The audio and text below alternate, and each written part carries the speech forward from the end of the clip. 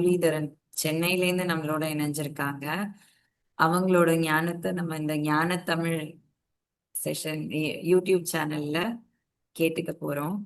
அவங்க நம்மளோட என்ன பகிர வந்திருக்காங்க அப்படின்னா, இன்னைக்கு சாய்பாபாவோட ஆஹ் இன்னைக்கும் காலத்துக்கு அழியாத அவரோட ஞானத்தை நம்மளோட பகிர வந்திருக்காங்க. அவங்கள பத்தி நம்ம கொஞ்சமா தெரிஞ்சுக்கணும். அவங்கள்ட்ட நிறைய இருக்கு சொல்றதுக்கு. அவங்க அவங்களுக்கு ரெண்டு பசங்க இருக்காங்க. அவங்க ஹவுஸ் ஒய்ஃப் அண்ட் அவங்க வீட்ல இருந்தே பாடம் சொல்லி தந்துட்டு இருக்காங்க. நிறைய சத்சங் கிளாஸஸ் எடுத்திருக்காங்க. அவங்களோட ஆன்ம பாதையில ஃபர்ஸ்ட் ஃபர்ஸ்ட் வழிகாட்டி யாருன்னா அவங்களோட அம்மா அப்படின்னு அவங்க சொல்லுவாங்க. அவங்களுக்கு அந்த அந்த ஆன்மீக விதைய ஊன்னது, தன்னை பத்தின ஞானத்தை தெரிஞ்சுக்கணுங்கிற விதைய ஊனினதும் அவங்கதான், அவங்களோட அம்மா தான். சோ அவங்களோட அதுக்கப்புறமா நான் அவங்களோட ஆன்மீக ஆஹ் முன்னேற்ற பாதை எப்படின்னு இருந்திருக்குன்னா, அவங்களோட அனுபவங்களாலும் நிறைய புரிதல்கள்னாலும் நிறைய பாடங்கள் கத்துக்கிட்டதுனாலையும் அவங்களோட ஆன்மீக பாதை இன்னும் நல்லா அமைஞ்சிட்டு இருக்கு. ஸோ அவங்கள பத்தி நம்ம இப்ப கொஞ்சம் தெரிஞ்சுக்கிட்டோம். அவங்களே பேசுறதுக்காக வரவேற்கிறேன். கீதா பிரியா மேம். நமஸ்காரம்மா. ரொம்ப அழகான எக்ஸ்பிளனேஷன் கொடுத்தீங்க. ஆஹ் இந்த ஞானத்தமிழ் சேனலுக்கு நான் என்னோட நன்றியை தெரிவிச்சுக்கிறேன். என்னுடைய குருவோட போதனைகளை நான் இங்க ஷேர் பண்ணிக்கிறதுக்கு கூடுமான வரைக்கும் தமிழ்ல பேசுறதுக்கு நான் கண்டிப்பா முயற்சி பண்றேன். ஏன்னா குழந்தைகளோட சத்சங்ல பேசி பேசி கொஞ்சம் அந்த இங்கிலீஷோட வார்த்தையும் கொஞ்சம் வந்துடும். ஸோ அதுக்கு ரொம்ப மன்னிப்பு கேட்டுக்கிறேன் ஃபர்ஸ்ட்.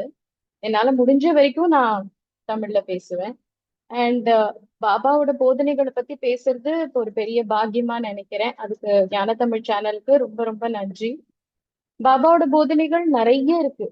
வந்து ஒரு 40 மினிட்ஸ்ல சொல்லக்கூடிய விஷயம் இல்ல.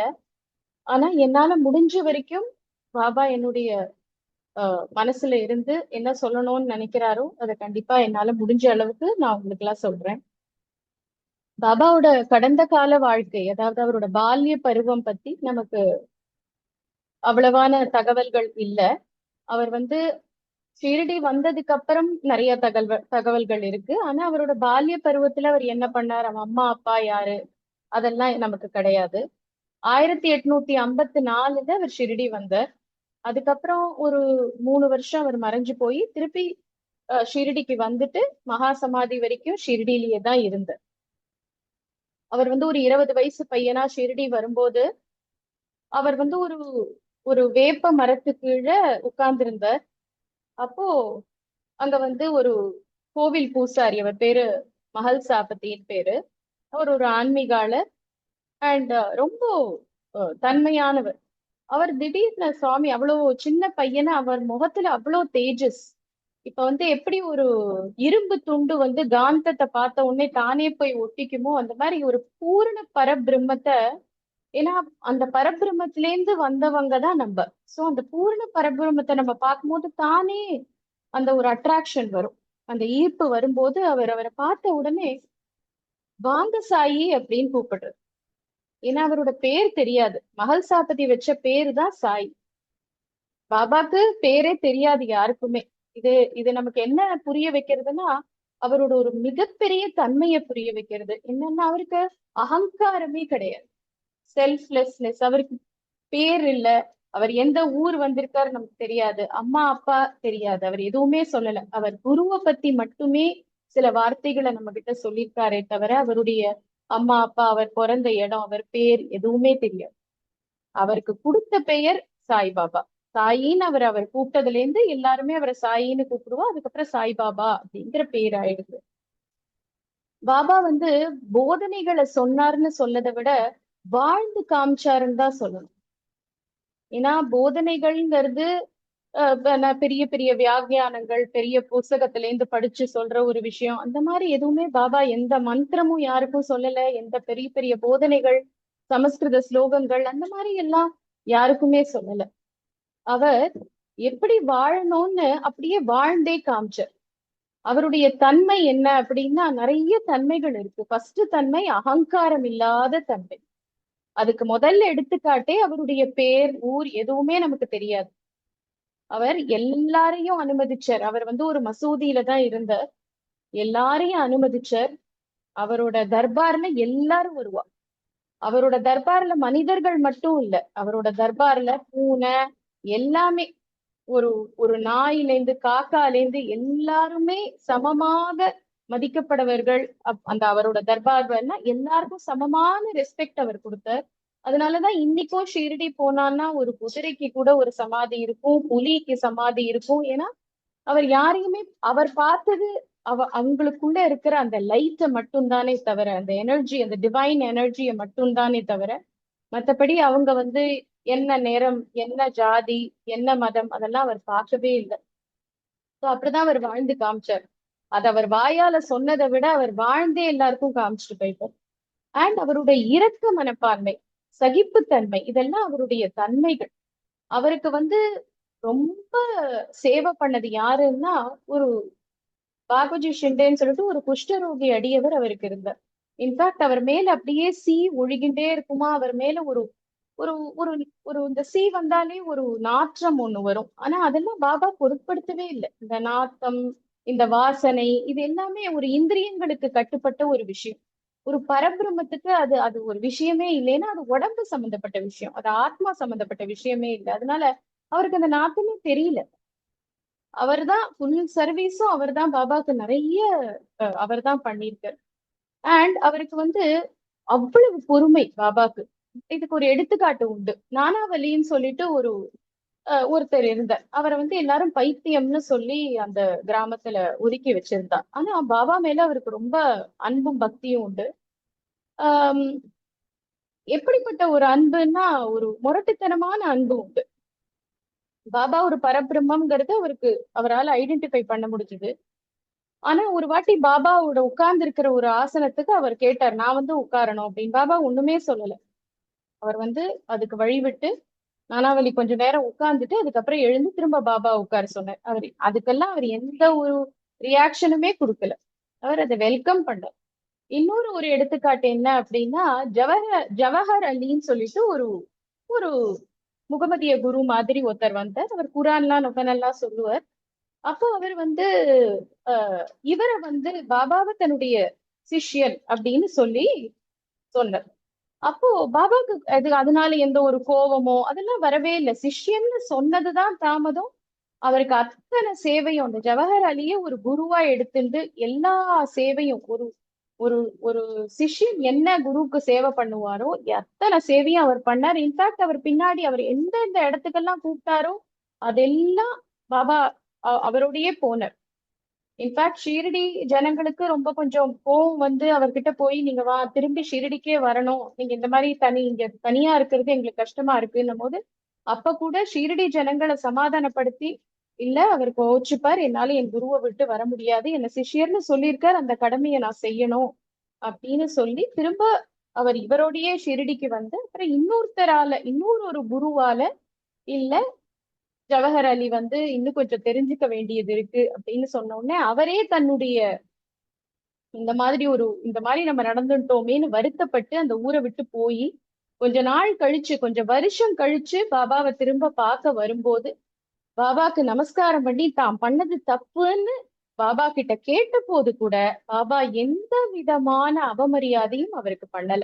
அப்ப எப்படி குருவா பார்த்தாரோ அப்புறமும் அதே மாதிரியான மரியாதையை ஜவஹர் அலிக்கு கொடுத்தார். இதுல நமக்கு என்ன தெரியணும் அப்படின்னு தெரிஞ்சுக்க வேண்டிய விஷயம்னா, ஒரு பரபிரம்மமா இருக்கிறவா, அதாவது சூப்பர் கான்சியஸ் எனர்ஜி அவளுக்குள்ள இருக்கிறதுனால, அவளுக்கு இது நல்லது, இவா கெட்டவா, அந்த மாதிரி ஒரு பாகுபாடே இல்லை. இதுல பொறுத்த வரைக்கும் அவர்கிட்டயும் அந்த டிவைன் எனர்ஜியை மட்டும்தான் அவர் பார்த்திருக்கணும். அப்புறம் இந்த மாதிரி நிறைய எடுத்துக்காட்டு அவரோட பொறுமைக்கும் அவருடைய இரக்கத்துக்கும் உண்டு. அவரு சாப்பிட்ட சாப்பாட்டுல இருந்துதான் அந்த நாயெல்லாம் கூட சாப்பிட்டுட்டு போகும், அதையும் அவர் தடுத்ததே இல்லை. நிறைய ஏழை ஜனங்க அவருடைய சாப்பாடு எடுத்துன்னு போவா, அதையும் அவர் தடுத்ததே இல்லை. அதே மாதிரி அவர் எல்லா சாப்பாடையும் ஒன்னா கலந்து சாப்பிடக்கூடிய ஒரு தன்மை உடையவர். அது எல்லாருக்கும் இதுவாகவும் கொடுப்பார்.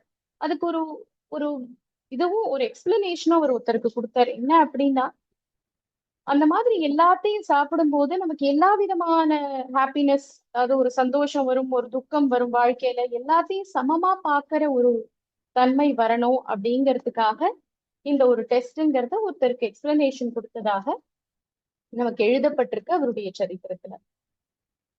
அதுக்கப்புறம் அவருடைய அவருடைய அஹ், லீலைகள்னு பார்த்தா, அவருடைய போதனைகள் அப்படின்னு பார்த்தோம்னா, ஒரு சில பேருக்கு ஒரு சில விஷயங்கள் சொல்லியிருக்கார். எப்படி சொல்லியிருக்கார் அப்படின்னா, அதை நம்ம கேட்கும் போதே ரொம்ப பிரமிப்பா இருக்கும். நான் பிரமிச்ச விஷயம் அது. அது அவருடைய சரித்திரம் படிக்கும்போது ஒரு பெரிய விஷயத்த, இன்ஃபேக்ட் ஒரு அப்டிராக்டான விஷயம், ரொம்ப புரியாத விஷயம், இந்த வேதம் உபனிஷத் இதெல்லாம் சொல்றா, இதெல்லாம் வந்து ஒரு சாதாரண மனிதர்களுக்கு புரியுமான்னு கேட்டா கண்டிப்பா புரியாது. இப்ப என்னெல்லாம் படிக்க சொன்னா நான் எல்லாம் படிப்பேனாங்கிறது எனக்கு தெரியாது. ஆனா அத வந்து ஒருத்தருக்கு ரொம்ப அழகா அவர் சொல்லியிருப்பாரு. எப்ப நான் சாய் சச்சரித்திரம் நம்ம எல்லாம் ஒரு 100 தடவை கூட படிச்சிருக்கோம். ஆனா எப்ப படிச்சாலுமே எனக்கு பிரமிப்பு கொடுக்கக்கூடிய ஒரு ஒரு எடுத்துக்காட்டு இது, இந்த இந்த ஒரு விஷயம். தாஸ்கனு மகாராஜ்ன்னு சொல்லிட்டு ஒருத்தர் இருந்தார். அவர் வந்து ஒரு பெரிய போலீஸ் ஆபீசரா இருந்தார். அதுக்கப்புறம் அவர் அந்த வேலையை ராஜினாமா பண்ணிட்டாரு. ஏன்னா அவருக்கு அது வந்து ரொம்ப பொய் சொல்றது, சில விஷயங்கள்லாம் அவருக்கு ஒத்து வரல அந்த வேலையில. அதனால அவர் ராஜினாமா பண்ணிட்டு கம்ப்ளீட்டா தன்னுடைய வாழ்க்கைய ஆன்மீக பாதையில திருப்பிண்டார். நிறைய கதைகள் சொல்றது அந்த மாதிரி திருப்பிண்டார். அப்போ அவருக்கு வந்து இந்த மாதிரி டிரான்ஸ்லேஷன் ஒர்க்னு சொல்லுவா, மொழிபெயர்ப்பு வேலைகள்லாம், ஆன்மீக புஸ்தகங்கள் மொழிபெயர்ப்பு வேலைகள்லாம் அவருக்கு வந்தது. அவர் அதை எடுத்து பண்ணும்போது ஒரு பெரிய உபனிஷத், இஷோபனிஷத்னு சொல்லிட்டு ஒரு, அது வந்து ஒரு ரொம்ப ரொம்ப ரொம்ப ஒரு ஆழமான உபனிஷத் அது. அது வந்து மனித எண்ணங்களை பத்தியும் அவ எப்படி வாழணுங்கிறத பத்தியும் ரொம்ப ஆழமான உபனிஷத். அது புரியறதே ரொம்ப கஷ்டம். அதை வந்து டிரான்ஸ்லேட் பண்ணக்கூடிய வேலை அவருக்கு கிடைச்சது.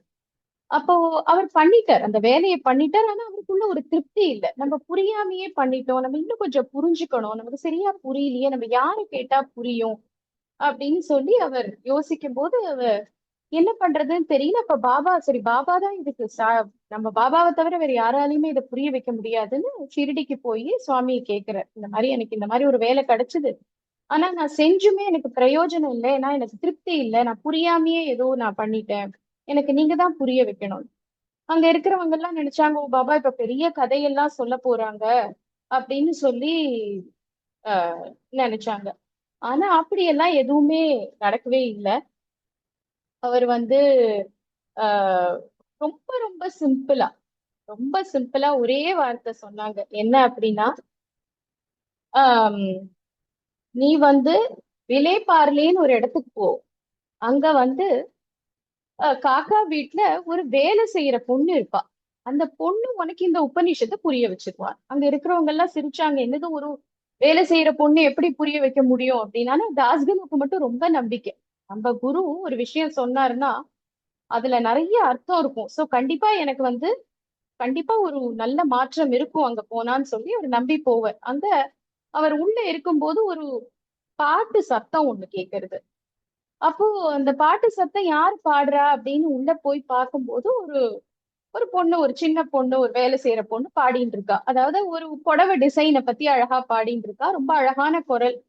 அவர் கேட்டுட்டு, அப்பா எவ்வளவு அழகா இருக்கு இந்த பொண்ணோட குரல், எவ்வளவு நன்னா பாடுறது அப்படின்னும் போது, ஆனா அவளோட துணி எல்லாம் கிழிஞ்சு போய், வேலை செய்யற பொண்ணு இல்லையா, கொஞ்சம் கஷ்டப்படுற பொண்ணு. அதை பார்த்துட்டு அவருக்கு ரொம்ப மனசு கஷ்டமா இருக்கு. உடனே அவர் அடுத்த நாளே ஒரு நல்ல துணி வாங்கி அந்த பொண்ணுக்கு கொடுக்குறாரு, இதை போட்டுக்கோமான்னு. அப்கோர்ஸ் இந்த பொண்ணுக்கு ரொம்ப சந்தோஷம், பயங்கர சந்தோஷம் அந்த பொண்ணுக்கு. அது அதை எடுத்துன்னு போய் அடுத்த நாளே போட்டுன்னு வந்து ஃப்ரெண்ட்ஸோட எல்லாம் விளையாடி சிரிச்சு அந்த மாதிரி எல்லாம் பண்றது.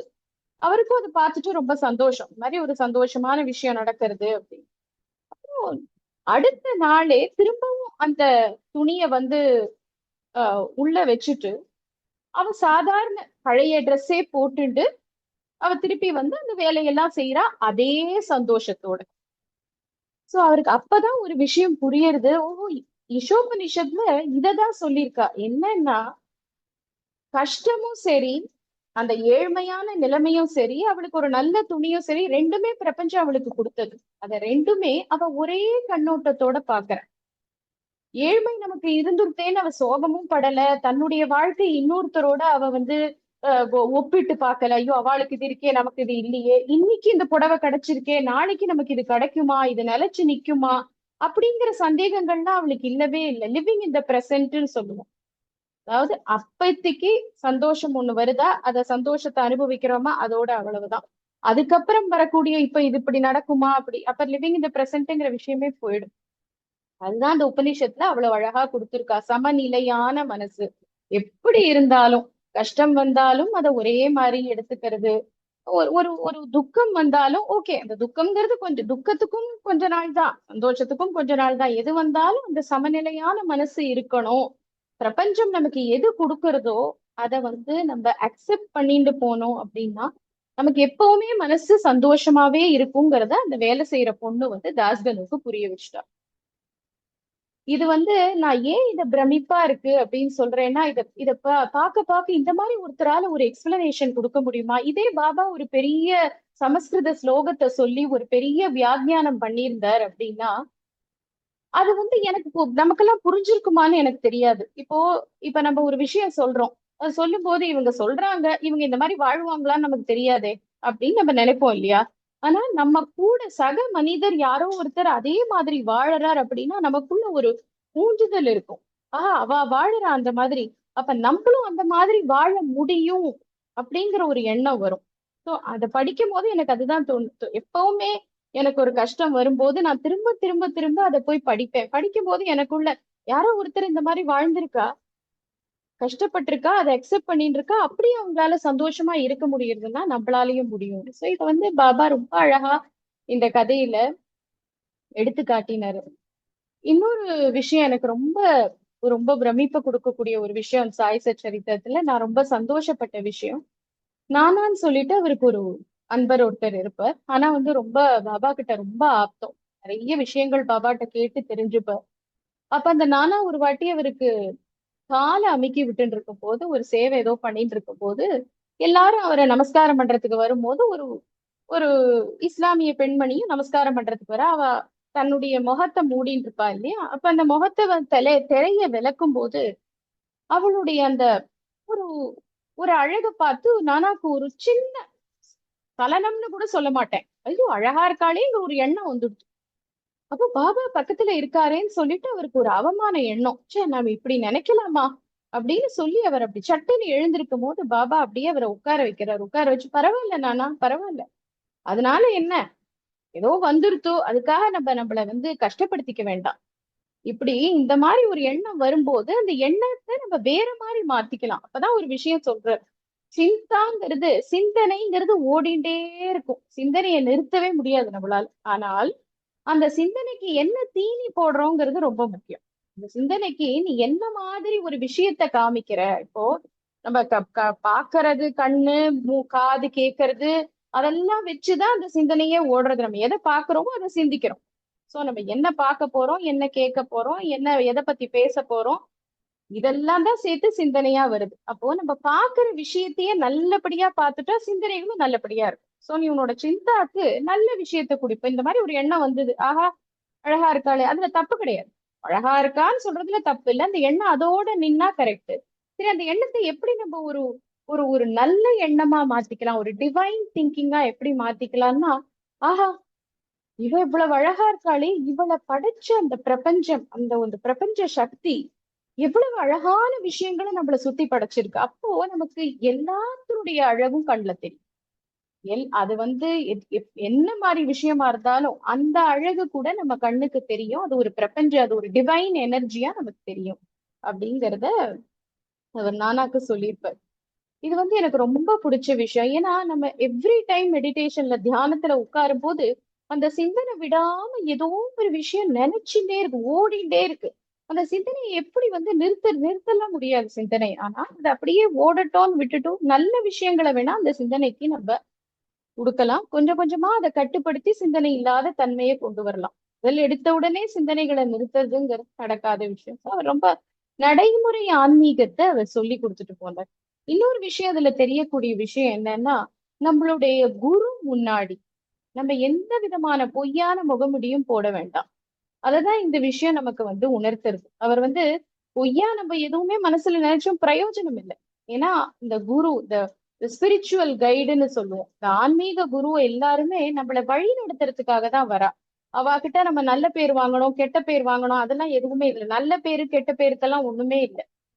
நம்ம அவளுடைய பாதையில நடக்கணும். அவளோட போதனைகளை நம்ம ஃபாலோ பண்ணணும். இன்ஃபேக்ட் அவளுக்கு உருவமே கிடையாது. நமக்காக இந்த பிரபஞ்ச சக்தி நமக்காக உருவம் எடுத்துட்டு வருதே தவிர, அவர் அடிக்கடி பாபா சொல்ற விஷயம், நான் இந்த 6 அடியில இல்லவே இல்லையே.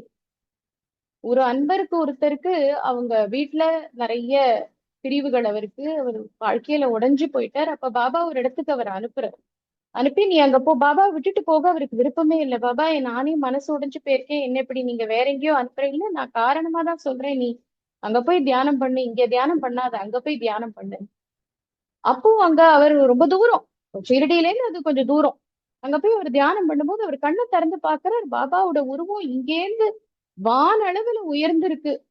அவர் கேக்குறாரு, நான் அந்த 6 அடியில ஷிரடியில மட்டும்தான் இருக்கேன்னு நினைச்சியா? நான் இங்க அனுப்பின காரணம் என்னன்னா, இந்த பிரபஞ்சம் எவ்வளவு அழகான விஷயங்களை வெளியில உனக்கு கொடுத்திருக்குன்னு நீ பார்த்தேன்னா, உனக்குள்ள இருக்கிற அந்த பிரிவெல்லாம் மறைஞ்சு போயிடும். யாருமே உன்னை விட்டு பிரியல. இந்த பிரபஞ்சத்துக்குள்ள எல்லாரும் அடங்கி இருக்கோம். அதே எனர்ஜி தான் உனக்குள்ளேயும் இருக்கு. அதனால நீ யாருமே உன்னை விட்டு பிரிஞ்சதாக நினைச்சு நீ சோகத்துல எல்லாம் ஆழ்ந்து இருக்க வேண்டாங்கிறதுனாலதான் உன்னை இந்த மாதிரி ஒரு நேச்சுரல் இடத்துக்கு அமிச்சேன். அதே மாதிரி நான் ஷிரடியில தான் இருக்கேன், அந்த அந்த 6 ஜான் அந்த இதுலதான் நான் இருக்கேங்கிறது இல்லை. இப்ப நீ பாக்குறது கூட நான் தான் அப்படிங்கறத அவர் அவர் எடுத்து காட்டுவார். இது நமக்கும் ஒரு ஒரு லெசன் என்ன அப்படின்னா, ஒரு பிரபஞ்ச சக்தி நமக்கு ஹெல்ப் பண்றதுக்காக, நம்மள உயர்த்துறதுக்காக அது ஒரு சின்ன உருவம் எடுத்துட்டு வருதே தவிர அதுக்கு உருவமே கிடையாது. அதே சக்தி தான் நமக்குள்ளேயும் இருக்கு. இன்ஃபேக்ட் பாபா நாற்பரம்பரையை சேர்ந்த ஒரு குரு. நாற்பரம்பரையை சேர்ந்த ஒரு எல்லா குருக்களும் குருமார்களும் என்ன பண்ணுவா அப்படின்னா, ஒரு துணின்னு சொல்லிட்டு ஒரு அக்னிய பக்கத்துல வச்சிருப்பா. அது பேரு யோக அக்னின்னு சொல்லுவோம். அந்த யோக அக்னி தான் நம்ம எல்லாருக்குள்ளேயும் கொழுந்து விட்டு எரிஞ்சிட்டு இருக்கு. இந்த குருமார்கள்லாம் அதை உணர்ந்துட்டா. இந்த யோகா அக்னி தான் நம்ம நம்ம இன்னும் உணரல. அந்த உணர்ற பாதைக்கு தான் நம்மள அவ கூட்டின்னு போறா. அந்த அக்னி எப்பவுமே அவளுக்கு சாட்சியா எரிஞ்சுட்டே இருக்கு. ஏன்னா பஞ்சபூதத்துல அக்னி ரொம்ப முக்கியம். இன்னொரு விஷயமும் நமக்கு அக்னி எடுத்து காட்டுறது, அக்னியில எதை போட்டாலும் அது சாம்பலா திருப்பி கொடுக்கும். அதுவும் நமக்கு ஒரு பெரிய ஒரு தாற்பயம் அந்த அக்னி. அதனால எப்பவுமே அந்த அக்னிய அவங்க எப்பவுமே எல்லா நாற்பரம்பரையை சேர்ந்த குருமார்களும் அந்த அக்னியை எப்பவுமே சாட்சியா வச்சிருப்பாங்க. பாபா இன்னொரு ஒரு ஒரு அழகான ஒரு விஷயம் ஷிரடியில நடந்தது. இது ஒரு ஆன்மீகவாதிக்கு எப்பவுமே ஒரு ஒரு ஒரு குருவுக்கு ஸ்பிரிச்சுவல் டேரிங்னஸ் சொல்லுவோம். எதுக்குமே ஒரு பயப்படாத ஒரு தன்மை உண்டு. எதுவா இருந்தாலும் ஒரு உண்மையை தான் அவ பேசுவா. அவளுக்கு உண்மையை தவிர, உண்மைங்கிறது அவளுக்கு ஒரு மனசுலயே மலர்ந்து இருக்கும். எதுக்கும் பயப்படுறதோ இல்ல யாரையாவது இப்ப இது பண்ணணும், ஆஹ் எப்படி சொல்றது, ஒருத்தரை நம்ம மகிழ்விக்கணும் அப்படிங்கிறதுக்காக எந்த ஒரு பொய்யையும் அவ சொல்லவே மாட்டாங்க. ஒரு நாள் ஒரு பெரிய செல்வந்தர் அவர்கிட்ட, எனக்கு பிரம்ம ஞானம் வேணும் பாபா, எனக்கு நீங்க உடனே சொல்லணும் பிரம்ம ஞானம், நான் வெயிட் பண்ணிட்டு இருக்கேன், எனக்கு மத்ததெல்லாம் வாழ்க்கையில வந்துருச்சு, எனக்கு இந்த பிரம்ம ஞானம் மட்டும் வரல, அதை மட்டும் நீங்க கொடுத்துட்டேன்னா நான் உடனே கிளம்பிடுவேன் ஷிரடி விட்டு. அவர் ஒண்ணுமே, அவர் என்ன பிரம்ம ஞானம் என்ன கடையில கிடைக்கும்னு அதெல்லாம் எதுவுமே சொல்லல. கொஞ்சம் இருப்பாரு, ஒரு 10 நிமிஷத்துல நான் பிரம்ம ஞானம்னா, ஏன்னா இந்த மாதிரி யாருமே என்ன கேட்கறது இல்ல, ரொம்ப சந்தோஷம் நீ பிரம்ம ஞானத்தை பத்தி கேட்கற, கண்டிப்பா நான் உனக்கு சொல்றேன், ஆனா கொஞ்சம் எனக்கு அவகாசம் கொடுன்னு சொல்லிட்டு இப்படி நடக்கிற விஷயத்தெல்லாம் ஓரமா இருந்து பார்க்க சொல்றாரு அந்த செல்வந்தரை. அவரை எல்லாத்தையும் பார்த்துட்டு இருக்காரு. கொஞ்ச நேரத்துல அவருக்கு தான் எதுக்கு வந்தோங்கிறதே மறந்து போயிடுறது. எல்லாத்தையும் பார்த்துட்டு இருக்காரு. பாபா எல்லார்கிட்டயும் ஏதோ கொஞ்சம் பணம் கேட்டு, இவங்க கிட்ட வாங்கிட்டு வா, அவங்க கிட்ட வாங்கிட்டு வான்னு சொல்ற, இவ யாருமே இல்லைங்கிறது பாபாக்கு தெரியும். இந்த பிரம்ம ஞானம் கேட்டாரு இல்லையா, அவருக்கு ஒரு லெசன் ஒண்ணு சொல்லணுங்கிறதுக்காக அவர் அந்த மாதிரி பண்ணார். அப்போ திருப்பவும் அவருக்கு ஒரு ஒரு அவருக்கு அமைதியே இல்லை மனசுல. எப்பவுமே ஆன்மீகத்துக்கு முதல் வழி என்னன்னா அமைதியா இருக்கணும். எது நடந்தாலும் பொறுமையுமாவும் அமைதியாவும் இருக்கணும். அதுதான் முதல் பாடமே ஆன்மீகத்துல. அந்த மாதிரி வரும்போது இவருக்கான மைண்ட் ரொம்ப ரெஸ்ட்லெஸ்ஸா இருக்கு. உடனே பிரம்ம ஞானத்தை தெரிஞ்சுக்கணும், உடனே தெரியற விஷயமா அது. உடனே பாபாட்ட போய், என்ன நீங்க இவ்வளவு இப்ப நேரம் கிடக்குறேன், உடனே எனக்கு பிரம்ம ஞானம் வேணும், நான் அதுக்குதான் இங்க இவ்வளவு நேரமா காத்துட்டு இருக்கேன். அப்ப அவர் சொல்ற, உன்னுடைய பையில நீ ஒரு ஒரு இத்தனை ரூபாய் வச்சுட்டு இருக்கிய, அதை கொஞ்சம் வெளியில எடு பார்க்கலாம். அப்ப அவர் வெளியில எடுக்கிற, நான் இவ்வளவு நேரமா இந்த பணத்தை இவாட்டெல்லாம் கேட்டுட்டு இருக்கேனே, இந்த மாதிரி பணம் இருக்குங்கிறதையே நீ சொல்லல. சோ இவ்வளவு பற்று ஒரு விஷயத்துல இருக்கிற நமக்கு எப்படி பிரம்ம ஞானம்ங்கிறது சட்டுன்னு வரும்? சோ முதல்ல நமக்கு வந்து இந்த பற்று இல்லாத தன்மை, பணத்துக்கு மட்டும் இல்ல, அதுக்காக பணமே இல்லாத வாழணும்னு அவர் சொல்லவே இல்லை. ஆனா அதுல இவ்வளவு பற்று வச்சுக்க கூடாது. இதெல்லாம் இல்லாம இருந்து, இந்த பற்றெல்லாம் இல்லாம இருந்தாதான் படிப்படியா தான் பிரம்ம ஞானத்தை அடைய முடியுமே தவிர உடனே பிரம்ம ஞானத்தை அடைய முடியாது. அதே மாதிரி அவர் வாழ்க்கையை வெறுக்கவும் சொல்லல. அதுக்கு ஒரு எடுத்துக்காட்டு, இதே நானா ஒரு வாட்டி அவருக்கு சேவை பண்ணிட்டு இருக்கும் போது, அந்த ஷிரடியில வந்து ஒரு ஏதோ ஒரு பெரிய பிறந்த நாள் விழா நடக்கிறது. அதுக்கு நானா போகல. அன்னைக்கு இதே மாதிரி ஒரு வியாழக்கிழமை. அதுக்கு நானாட்ட வந்து பாபா கேக்குறாரு, ஏன் பாபா ஷிரடியே கோலாகலமா இருக்கு, நீ ஏன் போகாம இருக்க அப்படின்னு. உடனே பாபா சொல்றாரு, இல்ல எனக்கு வந்து இன்னைக்கு விரதம். ஏன் விரதம்? இன்னைக்கு நீ ஒண்ணும் சாப்பிட மாட்டியா? ஏன் அப்படின்னா, இல்ல என்னோட குருவுக்காக நான் வியாழக்கிழமையில விரதம் இருக்கேன். யாரு உன்னோட குருன்னா? நீங்க தான் பாபா என்னோட குருன்னா. நானே சொல்றேன், போய் சாப்பிட்டுட்டு வா. சாப்பிடாம இருக்கிறது விரதமே இல்ல. அதனால அதை பத்தி நீ நினைச்சுக்காத. அளவா சாப்பிடு, என்ன சாப்பிடுறேங்கிறத பார்த்து சாப்பிடு. இந்த விரதம் எல்லாம் வேண்டாம், சந்தோஷமா போயிட்டு வான்னு சொல்லு.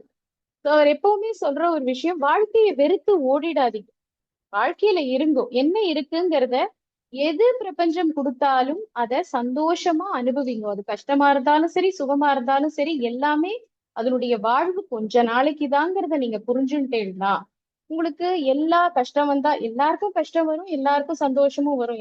யாருமே அந்த மாதிரி இருக்கவே முடியாது. பாபாக்குமே இருந்தது. பாபாக்கு வந்து இன்ஃபேக்ட் அவர் அவர் வந்து ஒரு வாட்டி அவருக்கு தீக்காயம் பட்டுடுச்சு. பாபாவை பத்தி தெரிஞ்சவா எல்லாருக்கும் இது கண்டிப்பா தெரியும். அந்த தீக்காயம் அவருக்கு சமாதி ஆறு வரைக்கும் சரியாவே போகல. கண்டிப்பா அவருக்கு வலி இருந்திருக்கும். ஏன்னா பரபிரம்மமா இருந்தாலும் அவருக்கு வலிங்கிறது கண்டிப்பா அந்த உடம்புக்கு இருந்திருக்கும். ஆனா அதை அவர் பொருட்படுத்தல. அவர் ரொம்ப பொறுமையா இருந்தாரே தவிர அவர் பொருட்படுத்தல. சோ கஷ்டங்கள் எல்லாருக்கும் இருக்கு. அதை நம்ம எப்படி, எந்த மனப்பான்மையோட பார்க்கணுங்கிறத பாபா எல்லாருக்கும் எடுத்து சொல்லியிருக்காரு. அதே மாதிரி வாழ்ந்தும் காமிச்சிருக்காரு. இதுல வந்து ஒரு விஷயம் என்னன்னா, சித்திக் பால்கேன்னு சொல்லிட்டு ஒரு அன்பர், இதுவும் ரொம்ப அழகான விஷயம், எதிரில நடந்த விஷயம். அந்த சித்திக் பால்கே வந்து ரொம்ப படிச்சவர். அவர் வந்து ரொம்ப ஒரு கர்ம யோகின்னு சொல்லுவோம். அவருக்கு வேலைதான் பிரதானம். ஒரு நாள் கூட அவர் வேலை இல்லாம இருக்கவே மாட்டார். ஒரு பெரிய ஆன்மீகவாதி அவருமே. அவருக்கு பாபான்னா ரொம்ப இஷ்டம். அவர் பாபாவை பார்க்க அடிக்கடி வருவார். பாபா அவர்கிட்ட சில கேள்விகள்லாம் கேட்கிறார். அந்த கேள்விக்கு வந்து பாபாவுடைய ஸ்பெஷாலிட்டி என்ன அப்படின்னா, அவர் பேசுறது வந்து ரொம்ப பொருள் புதஞ்சதா இருக்கும். நம்ம வந்து ரொம்ப உன்னிப்பா கேட்கணும், அப்பதான் நமக்கு புரியும். அப்ப வந்து அவர்கிட்ட கேட்கிற, அவர்கிட்ட சில கேள்வி எல்லாம் கேட்கிறார். என்ன கேட்கிறார் அப்படின்னா, ரொம்ப இன்ட்ரெஸ்டிங்கான கேள்வி அது. நான் வந்து நான் உன்னை வந்து பார்வி கிணறுக்கு கூப்பிட்டேன் அப்படின்னா, அது வந்து அந்த பாதை எப்படி இருக்கும்னா, கொஞ்சம் வந்து நேரா இருக்கும், கொஞ்சம் குறுகலா இருக்கும். அந்த பார்வி கிணறுக்கு நீ வருவியா அப்படின்னு கேட்கிறார். ஷீரடியில எந்த பார்வி கிணறுமே கிடையாது, பக்கத்துலயும் கிடையாது. அவர் கேட்ட கேள்விக்கு என்ன அர்த்தம் அப்படின்னா, பார்வின்னா 12ன்னு அர்த்தம்.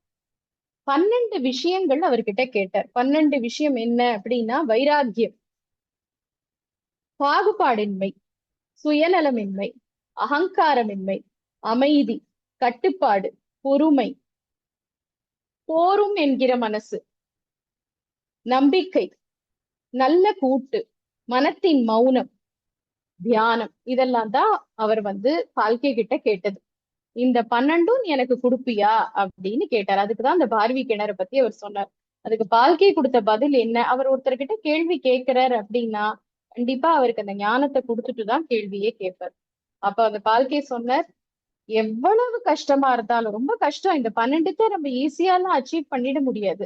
ஆனா எவ்வளவு கஷ்டமா இருந்தாலும் நான் கண்டிப்பா முயற்சி பண்ணி வருவேன், இந்த பார்வி கிணறுக்கு நான் வருவேன் அப்படின்னு அவர் சொல்றாரு. அதே மாதிரி 12 வருஷம் ஷிரடியில பாபாவோட ஒரு பெரிய தபஸ் வாழ்க்கைய அவர் வாழ்ந்தார். இதெல்லாமும் அவருக்கு இதெல்லாமும் வாழ்க்கையில வந்தது, இந்த இந்த குணங்கள்லாம்.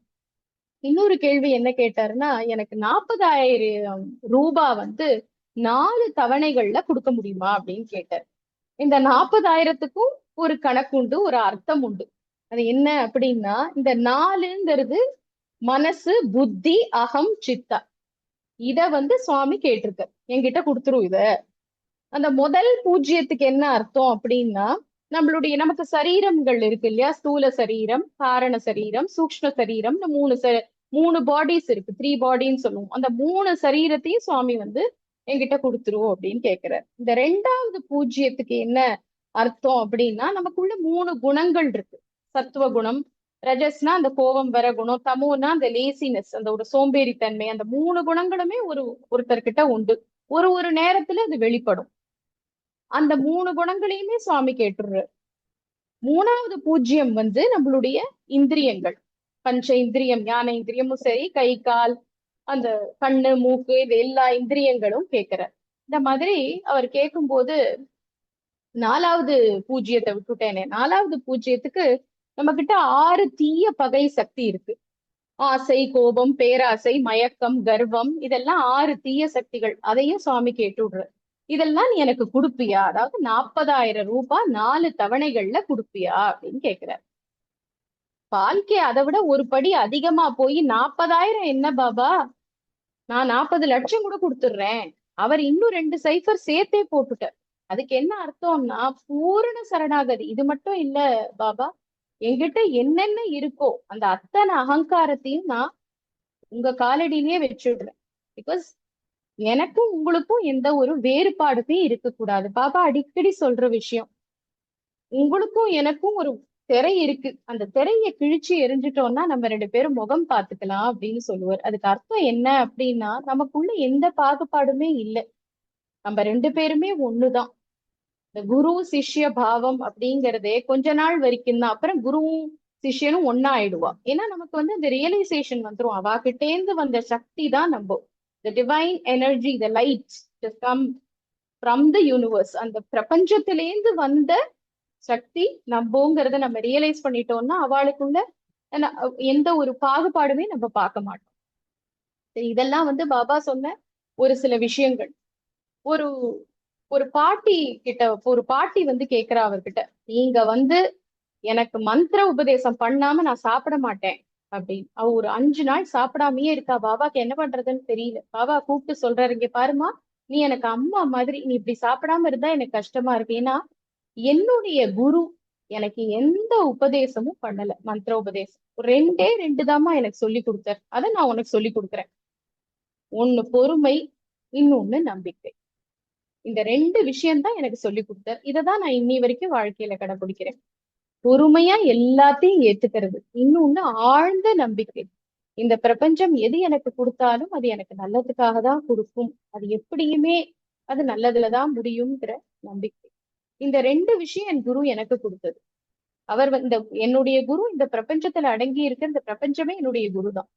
இந்த 2 விஷயத்த நான் மறக்காம இருக்கேன். இந்த 2 விஷயத்த தான் நான் உனக்கு கொடுக்க முடியும் அப்படிங்கிறத அந்த பாட்டிக்கு சொல்றார்.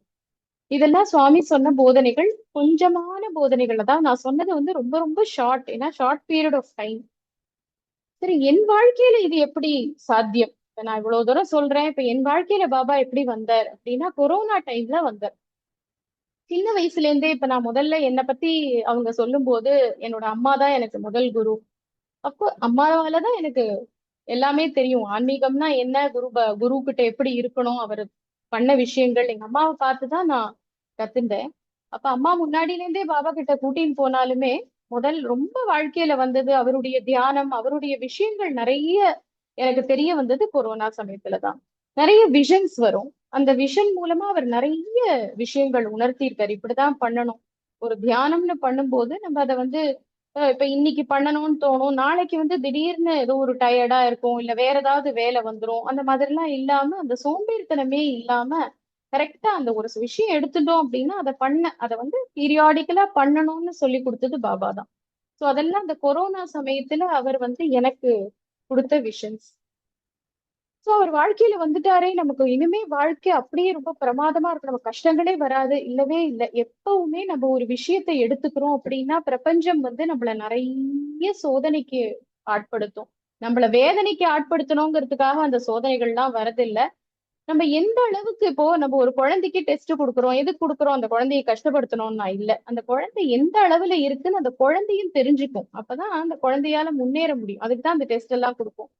அதே மாதிரிதான் இந்த பிரபஞ்சமும் நம்ம எந்த அளவுக்கு முன்னேறி இருக்கோம்னு நமக்கே தெரிய வேண்டாமா? நம்ம நினைச்சுப்போம் நம்ம எல்லாமே நமக்கு தெரிஞ்சு போச்சு, நம்ம வந்து இந்த புக்கை படிச்சுட்டோம், நம்ம அவ்வளவுதான் கம்ப்ளீட்டா நமக்கு இது எல்லாமே தெரியும். புஸ்தக ஞானம்ங்கிறது எப்ப நமக்கு சரியா வரும் அப்படின்னா, நம்ம அத வாழ்க்கையில வந்து நம்ம அதை கடைப்பிடிக்கும் போது தான் அந்த புஸ்தக ஞானம் எவ்வளவு தூரம் மண்டையில பதிஞ்சிருக்குங்கிறது நமக்கு தெரியும். அந்த மாதிரி ஒரு விஷயம் எனக்கு வாழ்க்கையில வந்தது. அப்பதான் நான் வந்து அந்த நம்பிக்கை, பொறுமை அப்படின்னு 2 விஷயம் சுவாமி சொன்னாரு இல்லையா? அப்பதான் வந்து அதுக்கு முன்னாடி வரைக்கும் ஆஹா, பாபா சொன்ன அத்தனையும் எனக்கு தெரிஞ்சு போயிடுத்து அப்படின்னு நான் ரொம்ப ஒரு ஒரு அகங்காரமாவே இருந்தேன்னு சொல்லலாம். எனக்கு ஒரு ரொம்ப உடம்பு முடியாம போயிடுது. எனக்கு ஒரு ஒரு ஒரு ஃபேட்டல் இன்ஃபெக்ஷன்னு சொல்லுவோம். இந்த ஒரு இன்ஃபெக்ஷன் ஒரு இடத்துல வந்தது. அது டாக்டரால கூட ஒன்றும் பண்ண முடியல. ஒரு பெரிய டாக்டர்கிட்ட தான் போனோம். அவங்களுக்கே என்ன பண்றதுன்னு தெரியல. ஏன்னா அது வந்து எங்கேருந்து வருது அந்த இன்ஃபெக்ஷனே அவங்களால சொல்ல முடியல. எல்லா டெஸ்டும் எடுத்து பார்த்தாச்சு. நிறைய 4 கோர்ஸ் ஆன்டிபயோட்டிக்ஸ். அவங்க இதுக்கு மேல மருந்து கொடுத்தா பாடி ஷட் டவுன் ஆயிடுமா, இதுக்கு மேல மருந்தே கொடுக்க முடியாது, நீ வந்து அப்படியே வலிச்சுட்டே இருக்கும், அவ்வளோ வலி, வலின்னா வேதனைன்னா அவ்வளோ வேதனை. அப்போ ஒரு ஸ்டேஜ்ல என்ன ஆயிடுச்சு அப்படின்னா, என்னுடைய வாழ்க்கையே நான் படம் மாதிரி பார்க்க ஆரம்பிச்சேன்.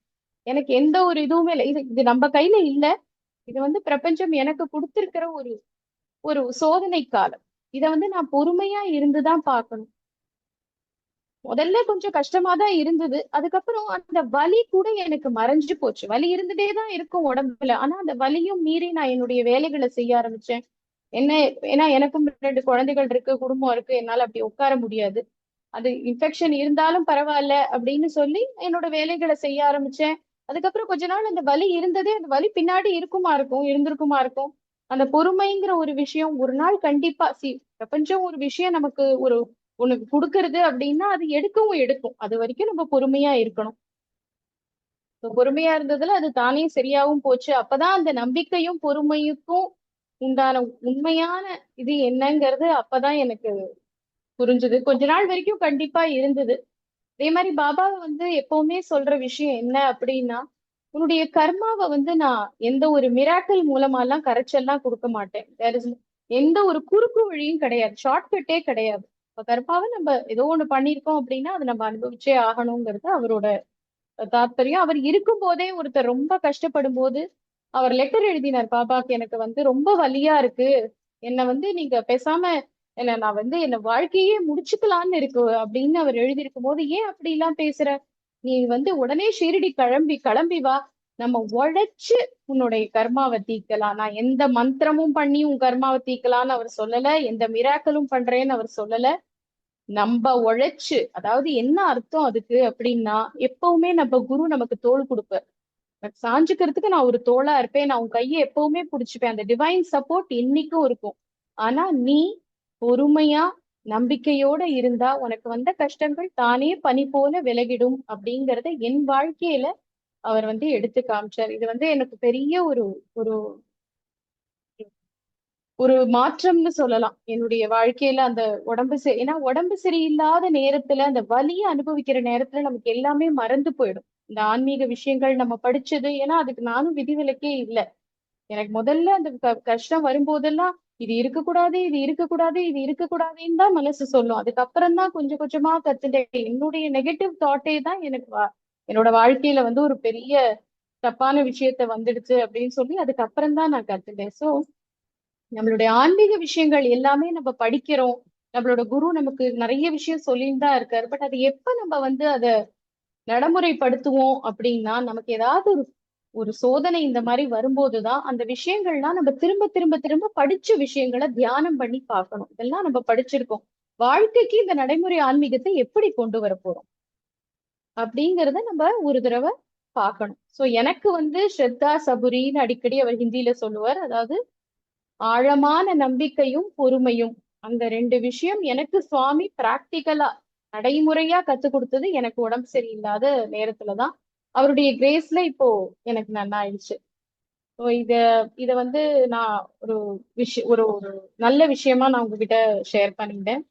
இன்ஃபேக்ட் இப்போ வந்து ஒரு பாபாக்கு ஒரு ப்ரோக்ராமும் பண்றோம் நாங்க. இதே மாதிரி நடைமுறை ஆன்மீகம், பாபா ஞானத்தை பத்தி என்ன சொல்லியிருக்காரு அப்படின்னு ஒரு ப்ரோக்ராம் ஒண்ணு பாரதிய வித்யா பவன் மயிலாப்பூர்ல பண்றோம். அதுலயுமே நிறைய சோதனைகள் இருக்கதான் செய்யுது. அதுல என்ன அப்படின்னா, அகங்காரமே இருக்கக்கூடாது அப்படிங்கிறதுக்காகவே நிறைய விஷயங்கள் ஒரு லெசனா வந்து நாங்க இந்த இந்த ப்ரோக்ராம்ல பிராக்டிக்கலா கத்துன்னு தான் இருக்கோம். சோ என்னை பொறுத்த வரைக்கும் கத்து முடிச்சுட்டோம், ஞானம் வந்துருது அப்படின்னு நம்மளால முழுக்க சொல்லவே முடியாது யாராலையுமே. ஞானம் வந்துட்டே இருக்கு. ஒரு நாள் கண்டிப்பா நம்ம அதுக்கு வந்து எவ்ரி டே, எல்லா நாளும் நம்ம அதுக்கு முயற்சி பண்ணிட்டே இருக்க, முயற்சியை விடவே கூடாது. அந்த முயற்சி இருந்துட்டே இருக்கணும்.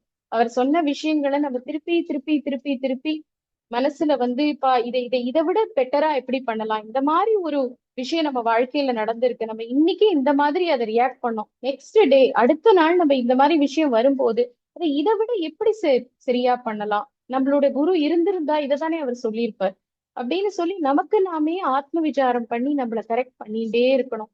So இதுதான் என்னோட புரிதல், என்னோட குரு எனக்கு போதிச்ச விஷயத்த பத்தி. So உங்களுக்கு எனக்கு தெரிஞ்ச வரைக்கும் நான் சொல்லியிருக்கேன். உங்களுக்கு ஏதாவது இதுல சந்தேகம் இருந்தா நீங்க கேட்கலாம்.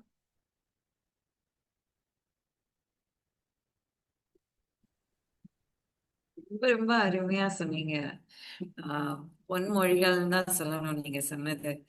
ஆஹ் எதுல இருந்துன்னா அந்த அகங்காரமே இல்லாத ஒரு தன்மை, ஒரு குரு, ஒரு ஆசானா விளங்குறவருக்கு வந்து ஆஹ் அ- அவரோட நம்ம எப்படி இருக்கணும்னா அவரோட டீச்சிங்ஸை நம்ம ஃபாலோ பண்ணணுமே தவிர அவரை ஃபாலோ பண்ணணுங்கிறது தேவையே கிடையாது.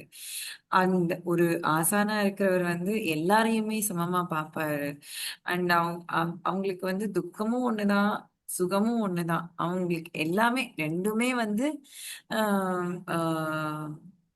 யூனிவர்ஸ் நமக்கு கொடுக்குற ஒரு பெரிய கிஃப்ட் மாதிரி தான் நினைக்கணும் அப்படிங்கிற அந்த டீச்சிங் எல்லாம் வந்து ரொம்ப அருமையா சொன்னீங்க. ரொம்ப முத்தான வரிகள் எதுன்னா, நம்ம சிந்தனைக்கு நம்ம என்ன தீனி போடுறோம் அப்படிங்கிறத வந்து நம்ம கவனிக்கணும் அப்படிங்கிறத வந்து ரொம்ப அழகா சொன்னீங்க. நம்ம எதை பார்க்குறோமோ அதுவா தான் நம்ம ஆகுறோம் அப்படிங்கறது வந்து ரொம்ப அழகா சொல்லி சொல்லி வழிகாட்டுனீங்க எங்களுக்கெல்லாம் அப்படின்னு தான் சொல்லணும். அண்ட் பாபாவோட வழிகாட்டுதல். உங்க மூலமா பாபாவோட வழிகாட்டு பொறுமையும் அசாதாரண நம்பிக்கை அப்படிங்கறது வந்து ரொம்ப அழகா எக்ஸ்பிளைன் பண்ணீங்க வித் உங்களோட பர்சனல் எக்ஸ்பீரியன்ஸ். அண்ட் ஜென்ரலா என்னன்னா நான் என்ன ஃபீல் பண்ணிருக்கேன் அப்படின்னா, இந்த அந்த பொறுமையும் அந்த ஆழமான ஒரு நம்பிக்கையும் வந்து அந்த ஆன்மீக பாதையில வந்து டெஸ்ட் மாதிரி ஒரு ஒரு ஒரு ஒரு டெஸ்ட் மேட்சுமே டிஃப்ரெண்ட் டிஃப்ரெண்டா இருக்கும். அப்படிங்க இன்டென்சிட்டி டிஃபர் ஆகுது. எப்படின்னா நமக்கு வந்து இந்த அந்த வெங்காயத்தை உரிச்சோம்னா ஒரு ஒரு லேயர் உள்ள வந்துகிட்டே தான் இருக்கும். பாத்தீங்கன்னா அந்த கோர் ரீச் ஆற வரைக்கும், நம்ம உணர்ற வரைக்கும் நமக்கு கொடுக்குற டெஸ்ட்டும் அதே மாதிரி தான். நம்ம எவ்வளோ தூரம் நம்ம அந்த நிலைப்பாட்டுல இருந்து மாறாம நம்ம அத கடைபிடிக்கிறோம், நம்ம நம்மளோட புரிதல் இருக்கு, நம்ம எவ்வளவு தூரம் நம்ம ஆன்மீகத்தை ஒட்டி நம்மளோட வாழ்க்கையை வாழறோம், நம்மளோட நம்பிக்கை, அசராத நம்பிக்கை எப்படி ஹோல்ட் பண்ணிட்டு இருக்கோம் அப்படிங்கறது வந்து ஒரு ஒரு டெஸ்ட்லயும் தெரியும். அது ரொம்ப அருமையா சொன்னீங்க. எவ்ரிடே இஸ் அ டெஸ்ட் தான் அதுல. உம். ரொம்ப ரொம்ப நன்றி. ஆஹ் யாருக்காவது பேசணும்னாலும், அனுபவங்கள் பகிரணும்னாலும், மேடமோட பேசணும்னாலும் கையை வசத்தலாம், அன்மியூட் பண்ணலாம். நிறைய பேர் வந்து நல்லா இருக்கு, செஷன் ரொம்ப நல்லா இருந்ததுன்னு மெசேஜ் பண்ணியிருக்காங்க. ஏதாவது தெரிஞ்சுக்கணும்னா ப்ளீஸ் கேளுங்க. எனக்கு என்ன தெரியறதோ நான் அதை பாபா என்ன சொல்லியிருக்காரோ அவரோட வரிகள்ல இருந்து தான் நான் சொல்ல போறேன். எனக்குன்னு தனியா எந்த ஒரு இதுவும் இல்லை. ஏன்னா நம்ம ஒரு ஒரு நாளும் நான் இதைதான் நினைச்சுப்பேன். ஒரு ஒரு நாள் வந்து பாபா பாபா கிட்ட சாதாரணமா சொல்லும் போது கூட தியானத்துல வந்து சரி இன்னைக்கு நீ எனக்கு இதை கொடுத்திருக்கேன், நான் இந்த மாதிரி இதை சால்வ் பண்ணேன் எனக்கு தெரிஞ்ச வரைக்கும். But அடுத்த நாள் வந்து அவர் அதே கொடுக்க மாட்டார், அதை விட இன்னும் கொஞ்சம் டிஃப்ரெண்ட் சிபிஎஸ்இ பேட்டர்ன் கொஸ்டின் மாதிரி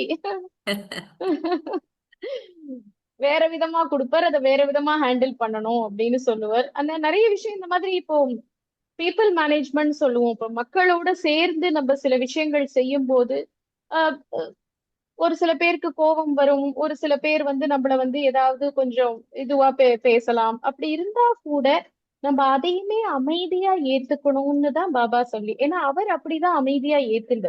அவர் எத்தனையோ பேர் ஏசினா, அவரை புகழ்ந்தும் பேசினா, அவர் ரெண்டுத்துக்குமே ஒரே விதமான மனசைதான் காமிச்சார், ஒரே விதமான முகத்தை தான் அவர் காமிச்சார். அதேதான் அவர் நம்ம கிட்டயும் எதிர்பார்க்கிறார். யாராவது கோவமா இருக்காளா, இருந்துட்டு போட்டோம். ஏன்னா உனக்குள்ள உனக்கு தெரியும், நீ வந்து பிரபஞ்ச சக்தியோட நீ இணைஞ்சு இருக்கங்கிறது உனக்கு தெரியும். அது மத்தவாளுக்கு தெரியணுங்கிற அவசியம் இல்ல அப்படிங்கிறதுதான் அவர் அவர் சொல்ற ஒரு விஷயம். மத்தவங்களுக்கு தெரியலன்னா பரவாயில்ல, உனக்கு தெரியும் இல்லையா, அப்ப நீ அமைதியா இருக்கலாம். அப்ப நம்ம அமைதியா இருக்கும்போது மத்தவங்களும் வேற வழி இல்ல, அவங்களும் அமைதியா தான் ஆயிடணும். So, யாருக்காவது ஏதாவது இருந்தா ப்ளீஸ் கேளுங்க. ஏன்னா நம்ம நீங்க உங்க உங்க ஸ்பீச்சே ரொம்ப ரொம்ப கிறிஸ்டல் கிளியர் கிளாரிட்டியோட இருந்தது. யாருக்கும் டவுட்டுங்கிறது வந்திருக்காது. மேபி ஓ அவங்க அந்த அனுபவத்துல வந்து மெய் மறந்துருப்பாங்கன்னு தான் நினைக்கிறேன். ரொம்ப சந்தோஷம்.